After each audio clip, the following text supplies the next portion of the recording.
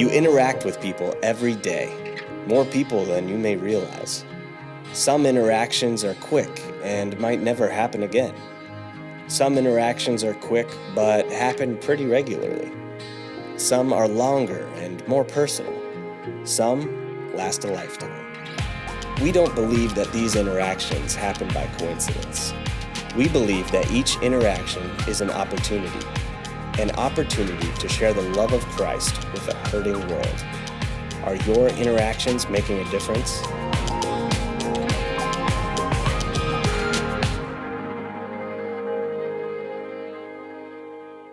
Well, hey everyone, welcome to Northridge. Whether you are online, on TV, you are at the Rochester campus or the Webster campus, we're really glad that you are with us. Today is week 2 of our series, Living Pi Squared. My name's Aaron. I'm the Henrietta campus pastor, and we're really thrilled that you have joined us today. Thank you for being part of what God is doing at Northridge Church.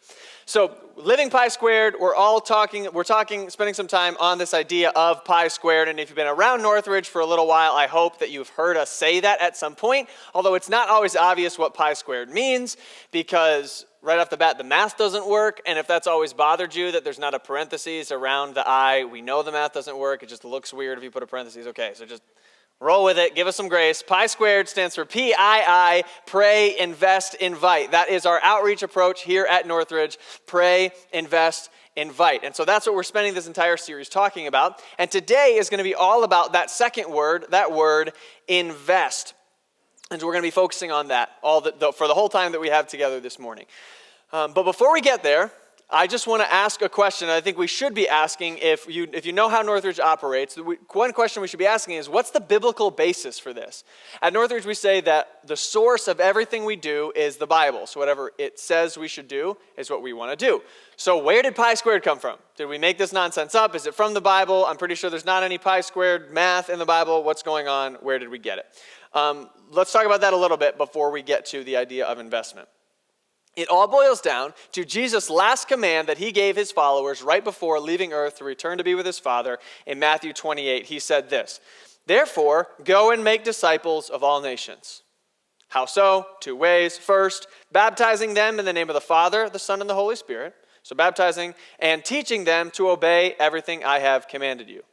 Again, if you've been around for a little while, I'm hoping that sounds familiar. If you haven't been around, you're newer to church or Christianity, we are so glad you're here. You don't have to know anything to be part of the family here. We're so glad that you're checking things out. And even if you're not sure what you think about God, we're, again, honored that you would be a part of what God is doing in our church and being part of our family today.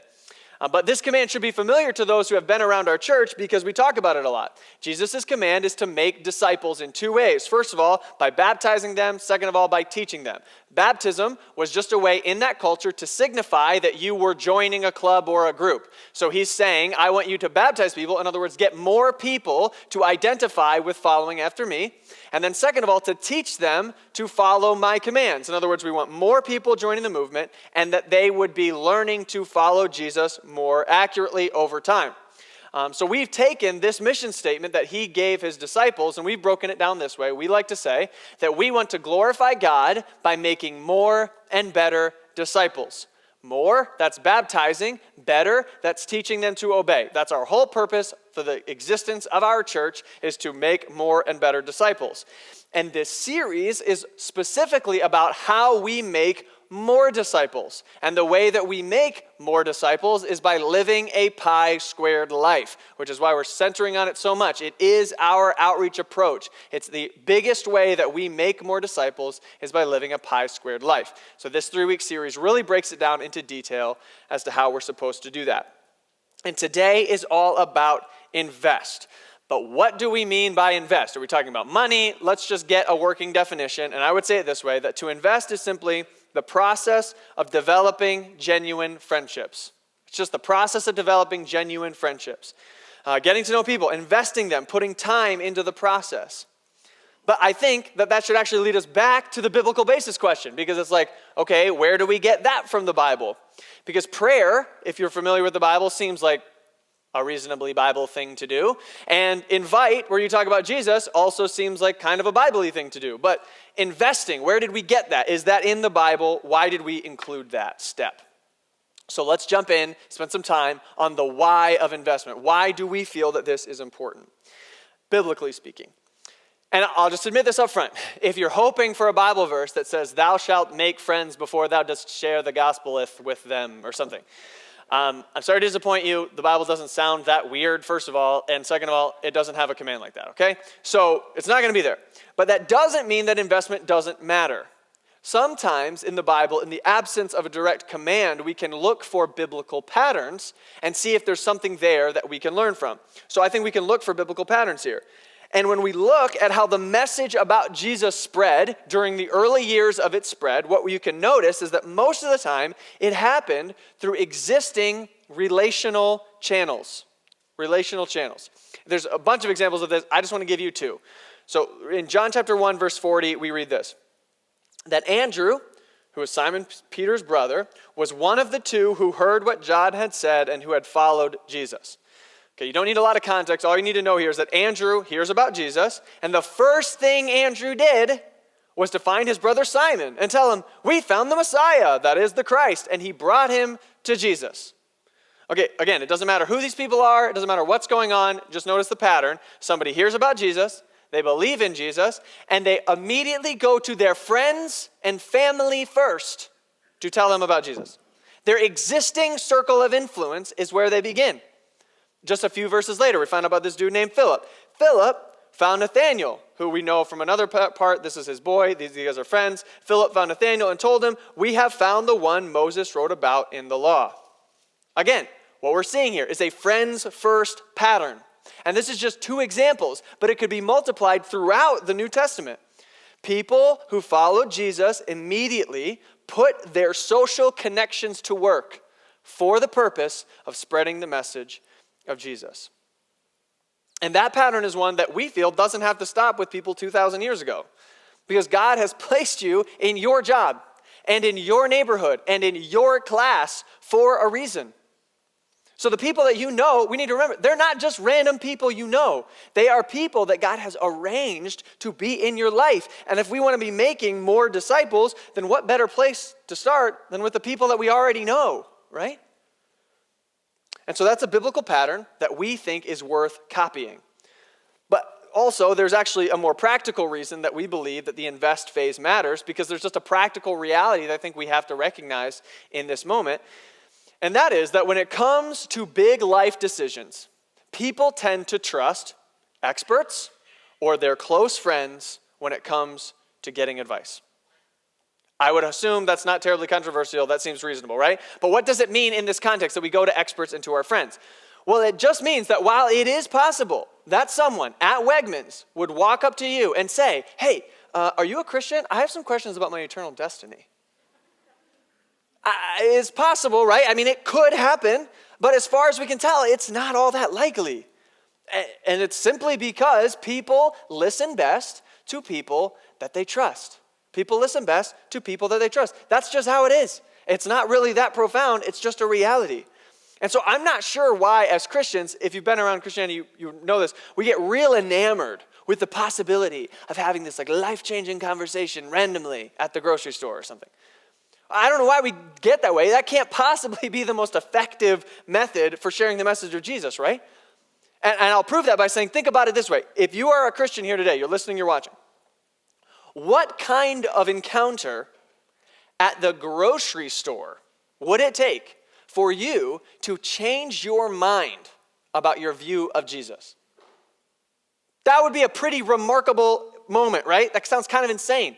Like, what would it take for you to convert to Buddhism after a 5-minute conversation with a stranger in the deli section?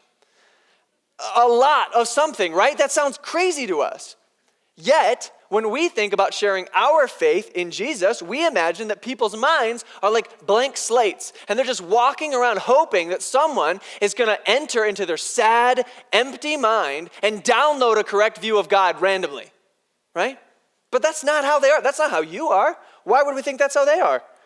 Whether or not people have consciously cultivated a view of God, they do have a set of assumptions about him. In fact, some people have firm convictions about him. And they're not looking to have their views changed by a stranger, right? But they might be willing to listen to their best friend whose continued presence in their life, in both the good and the bad seasons of life, has always made them wonder if maybe they're missing something. Maybe they would listen to their roommate, who despite their lack of partying, seems to have more joy than anybody they've ever known. Maybe, just maybe, they would listen to them. And that is the power of investment. That's the potential that investment has. It's not just a biblical pattern, it's a practical reality. People tend to listen to people that they trust. It's true for you, it's true for your friends who don't yet know Christ. And it is that reality that we think is important, that we leverage for the sake of spreading the message of Jesus. But immediately, when I say the word leverage, some of you just cringed a little bit, right? Like, oh, leverage? That sounds kind of grimy, doesn't it? Right? I mean, like, friendship is intensely personal. We don't like to think about leveraging friendships because it starts to feel like really gross. I'm like, I don't like that. Like when somebody invites you over for coffee and all of a sudden, like, you're in their multi-level marketing scheme. It's like, how did I get here? I don't want this anymore. You can have your coffee back. You know? It doesn't feel good. We're like, I feel trapped. So why would we do this to other people? We've established that investment matters, why it matters, but let's talk about some of the tensions that exist with it, because there are things we have to think through. There are two extremes I think we can fall into when it comes to investment, and the first extreme I think is by far less common. This is not the most common approach. But this is a person who views everyone in their life who doesn't know Christ as simply a project, okay? They're only making friends so they can hide in the shadows of the friendship and wait for it. And then sneak attack some Jesus in there. Got him. You know? Okay, that's weird. It's getting real weird. But it's weird the first time, super weird the third time. But yeah, they have no interest in people as people. They just want a pi squared trophy, right? And so their heart is not in this. When it comes to this friendship, their heart is not in it. And when we do this, the outcome is awful. I would say that investment without heart is manipulative. It's manipulative. And we've all been on the wrong end of this, even if it's not related to faith, right? We've been on the wrong end of a manipulative relationship. Whether it's your boss, who you find out at some point oh, they were only nice to me because I always ran that report for them. Great. Or maybe it's that person who used to be cool and they were neighbors that hit you up, you'd call, text, hang out, whatever, and then you said no to their invite to church and they start ghosting on you. Oh, is that too personal, right? We've done that, right? We've been there. But this kind of friendship is not friendship. Your friends that are far from God know that it's a possibility that you're only in this for the conversion thing. So they're sniffing for anything phony. Nobody likes a phony. You don't, I don't, they don't. We have to see people as people who matter to God. Our invitation to chill has to be because we want to talk with them and hear their story and tell their jokes and hear their jokes and laugh and enrich our lives with a connection. If you're not interested in people once you find out that they're not interested in church, I think we need to step back and realize God does not view them as simply somebody who is in or out of the Christian club. He views them as an invaluable resource worth sending his son to die for. So don't devalue people with a phony friendship. And I say that this is, I think, the less common category because I think most of us sense this intuitively. We don't want to be a jerk. There's a good part of us that doesn't want to live this way. So we have good motives and we don't act this way. But then I also think that we have a bad reason that we aren't like this. And that's because in order for us to be like this, we would have to be very upfront and bold about our faith, which we aren't. And so no one could ever accuse us of being manipulative, of trying to sneak Jesus in there. We've never mentioned him. So we're not being manipulative, which leads us, I think, to the second and more common error or tension involved with investment. And this is the person who desires that their friends would come to know Christ and genuinely works to get outside of their Christian bubble to make friends, and not so they can just sneak some Jesus in there, but because they care about people and they want to get to know them. And so they do the work of striking up conversations and walking across the dorm hallway, taking that first step, and then something blossoms into a real, genuine, meaningful friendship. And all the while, in the back of their heads, they're thinking, all right, don't be weird about the Jesus thing, okay? We're going to work on this. I'm just going to make sure we're cool. We're kind of getting things set. I'm going to make sure they know I care. I'm there for them. And I'm just going to wait for Christmas, all right? Christmas, big invite time, Christmas. I'm going to do it, all right? Christmas is coming. Okay, I missed Christmas. All right, that's fine. Easter's coming. All right. Okay, Easter. Got it. I'm going to work it in there. Okay. Okay, not Easter. All right, next time. We're going to find a way. And before you know it, years have gone by, and they have made a friendship. They are now best friends with someone. We are best friends with people who are far from God, and we've never done anything that could be described as making progress towards stating the importance of Jesus in our everyday life. I mean, does that sound familiar to you? That's exactly how I can be about this. If investment without heart is manipulation, man, these people like me, we got plenty of heart. We just have no urgency. But that's just as bad. Investment without urgency is cruel. Investment without urgency is cruel. And what do I mean by cruel? Well, if the Bible is right about life after death, and I believe that it is, then anyone who dies without a relationship with Christ is headed for an eternity that you would not wish on your worst enemy.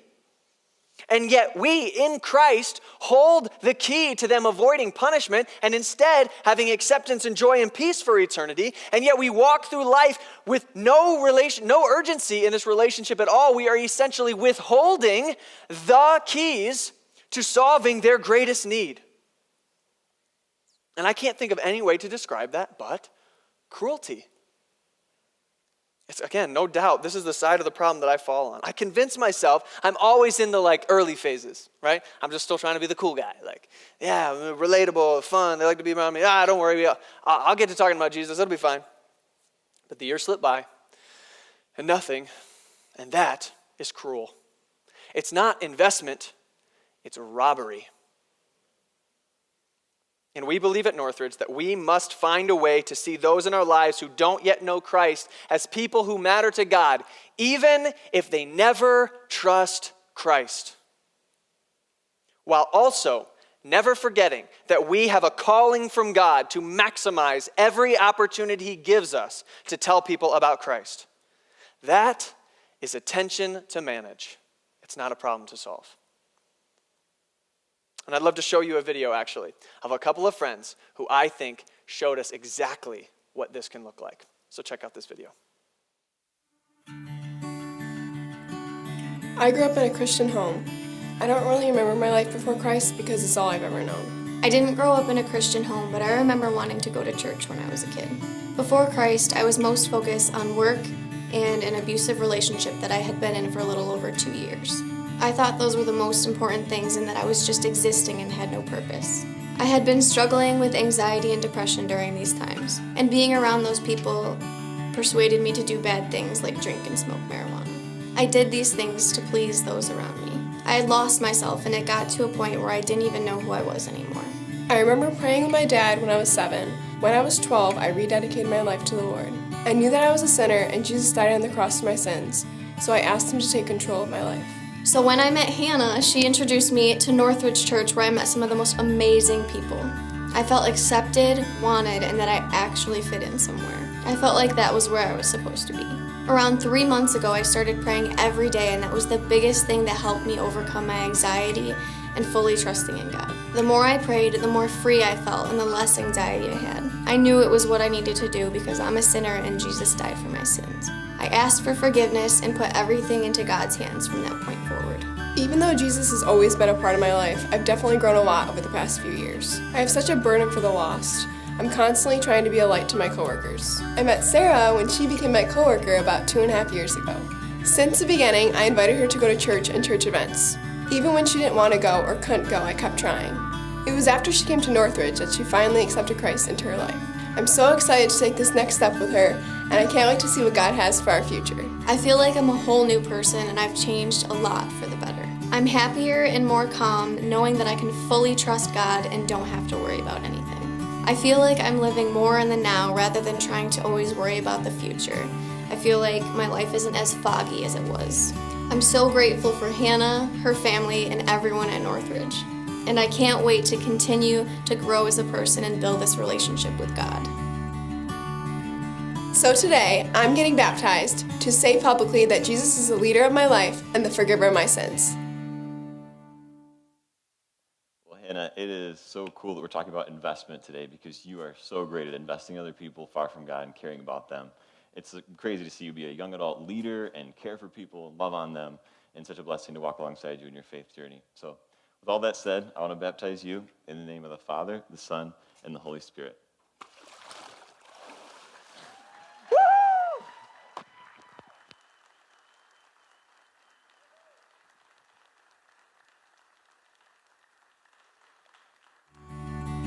So today, I'm getting baptized to say publicly that Jesus is the leader of my life and the forgiver of my sins.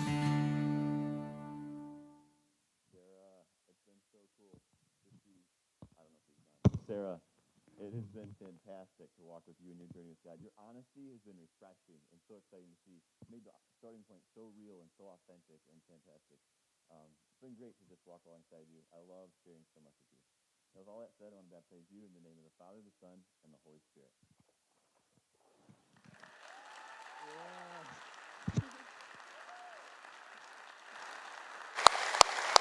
Wow.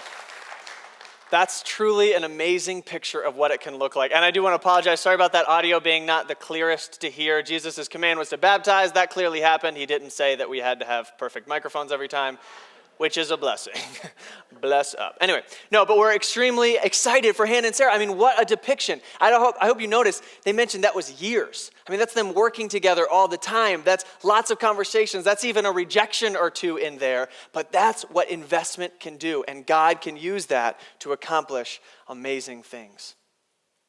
So we've talked all about investment, why we should do it, some of the tensions related to it, but I think there are two things we still need to cover with the time that we have left. We need to cover who should I be investing in and how should I be investing in them, okay? That's how we're going to spend the rest of our time together. Starting off with the who of investment. No, I'm not talking about the World Health Organization. No, I am not talking about the band The Who. If you don't know who the band The Who is, you might be my age, okay?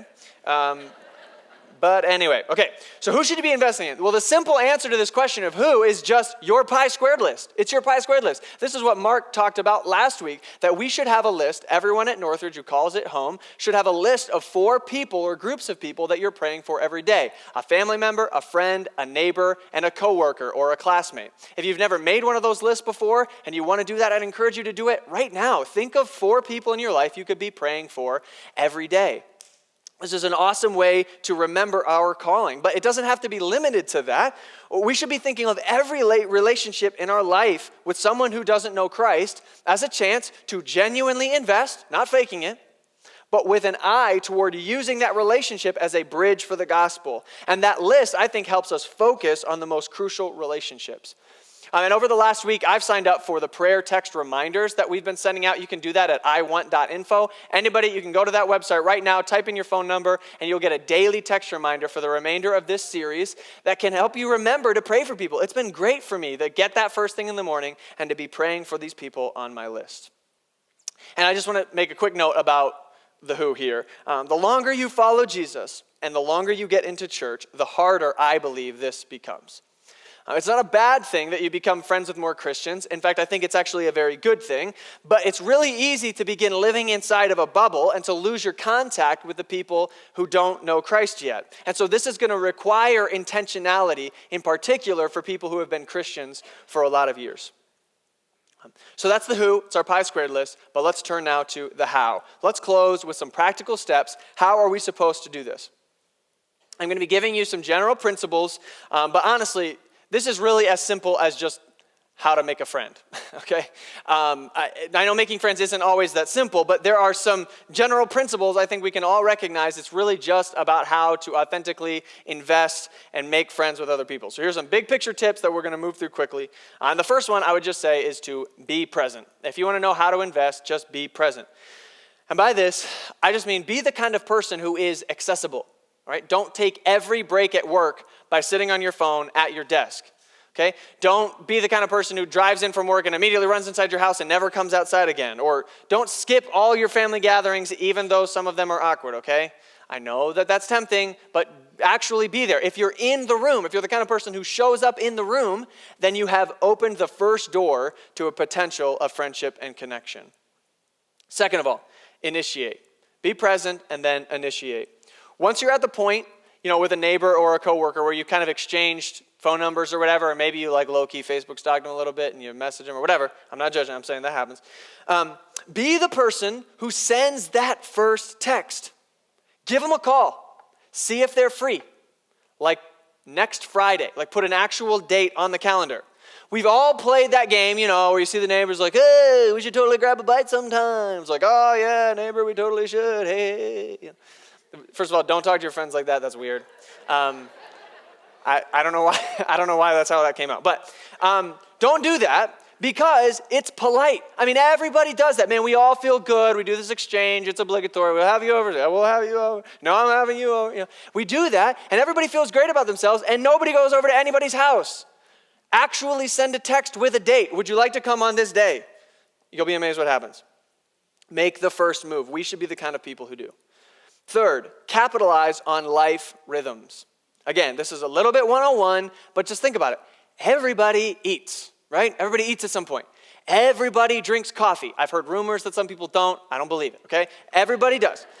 Lots of people's kids play sports. Lots of people's kids need rides to the sports that your kids play together or whatever. Like, people are doing a lot of the same stuff. People are actually right now advertising still that they've got high school seniors who are leaving for college soon or already have. In their front yard, they've got a sign that says, I have a high school senior. That's an invitation to send them like plastic totes and shampoo or something, whatever college kids are needing these days. I don't know, face masks, whatever.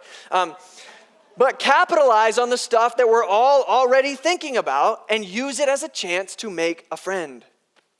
Fourth, find common ground. Find common ground. As you get to know people, even at the surface, look for things that you have in common. It could be sports teams that you both love or that you both hate, or that you both have a nice looking lawn, or in my case, that you both have a terrible looking lawn, or, I don't know, you have the same landlord, or you have the same building supervisor who has like that weird quirk that everyone's like, did you see that? Whatever it is, maybe you both just got your driver's license, or you're about to get braces, or you're gonna get your braces off, whatever it is. The list could go on forever because humans have a remarkable amount of life similarity if you're willing to look for it. So look for ways that you can connect with other people on common ground. And then fifth and finally, what we can do is ask good questions. Ask good questions. One of the best ways to make a friend, you'll be amazed how well this works, is to ask a question about someone's life or occupation and then listen to their response. Somebody better write that down. That's good. All right? And then, when they're done talking, ask another question and listen to that response. It's remarkable. I'm telling you, nobody's doing that right now. Ain't nobody listening at this moment in our culture. You will stand out as somebody. They're going to feel like you're their best friend in the world if you're willing to hear people's words. And I'm just saying, those 5 things I just said, if you're single right now, that is some hot tips for finding a spouse. No joke, they would work. Put them into practice. Apply the Bible to life. Anyway, but seriously, it's just a way to make friends. It's a way to be the kind of person that people like to be around. Now, obviously, I want to mention a big wrinkle in all of this. It's a little thing called COVID, right? It's kind of hard to do most of the things I just said because of COVID. So how do we do the things I just said in a post-COVID world? Here's my quick take, okay? With all of the COVID craziness, online school, remote work, all that kind of stuff, I think that where you live is more relevant to living a pi-squared life than it has ever been before. An amazing book that talks about this is a book called The Art of Neighboring. It's a simple, profound book that I would recommend you could pick it up this week or read or listen to it. And I love the very simple question it asks right up front. What it asks is, and it might sound silly, but I think it's really amazing, it's, what if when Jesus said to love your neighbor, he meant your actual neighbors too? Right? Because I think we tend to imagine what neighbors mean, and we forget it could mean literally the people who live near you. And so actually we're going to link to a podcast with those authors this week that I listened to that I thought was awesome, super helpful. Link to it in the Equip email. If you've never signed up for that weekly email, you can do that at iwant.info. Super helpful resource every week. And actually on our own Northridge podcast this week, I'm going to be bringing some people in who I think are great at this, at investing, especially in a post-COVID world, in their neighborhood. So we've got a bunch of practical tips, a million little things that you could do that could make a difference with the people that live near you. Because I want you to think about it this way. What if COVID is the best pi squared opportunity of our lifetime? What if it was? And what if we were thinking about it that way? Because all the hustle and bustle, it's at least been, somewhat slowed down. Your neighbors are like trapped in their homes or apartments. We likely have more access to them than we ever have. And there are tons of small things, like whether it's just sitting on the front porch instead of the back porch when you're, sitting down after dinner, or whatever it is. There's so many small things that we can do to be present, to make the most of the reality that people right now are relationally isolated and they live 100 feet away from you. It might be the best pi squared opportunity of our lifetime. Like I said, I really encourage you to check out the podcast this week. We're going to give a bunch more tips. You can listen on social media. We post those on Facebook or on your favorite podcast app, whatever. I'd love to have you join us there. But regardless, the thing I want you to remember today is simply this. People listen best to people they trust. And if people listen best to people they trust, then whose trust am I intentionally gaining this week for the sake of relationally investing and spreading to them the message of the gospel? Would you pray with me? Lord, thank you for investing in us. Thank you for showing us what investment looks like when we were enemies. We weren't your friends. We weren't your neighbors. We had nothing to do with you. Yet you came and invested in us in a way that showed us that while we were still sinners, you were willing to die for us and take our place. I pray that that kind of love would compel us to a life that makes a radical difference in the people that you put in our path. In Christ's name, amen. Hey, I just want to say a big thank you. Thank you so much for being with us today. I recognize that whether you're watching online can just feel like another Zoom meeting, right? And we've all got plenty of those in our life. Thank you for taking the time to do it. Or whether if you're in person, I also recognize leaving the house right now kind of feels like a miracle a little bit. So I recognize there's a lot with the masks and all the kinds of things and the social distancing. Thank you for letting us have a voice into your life, into your week. Thank you for being part of what God is doing here at Northridge. And thank you so many of you who are willing to invest and serve and make a difference. If you want to connect with us, you can go to iwant.info. There's a real person waiting on the other side of the phone number you'll see there. They would love to text with you right away to get any information. If you like to go the more anonymous route, there's some buttons you can click, send your info, and we'll get you more info that you can check out at your own time. And if you're with us in person, we would love to see you out in the lobby at Next. Thank you guys so much for being here. We'll see you next Sunday.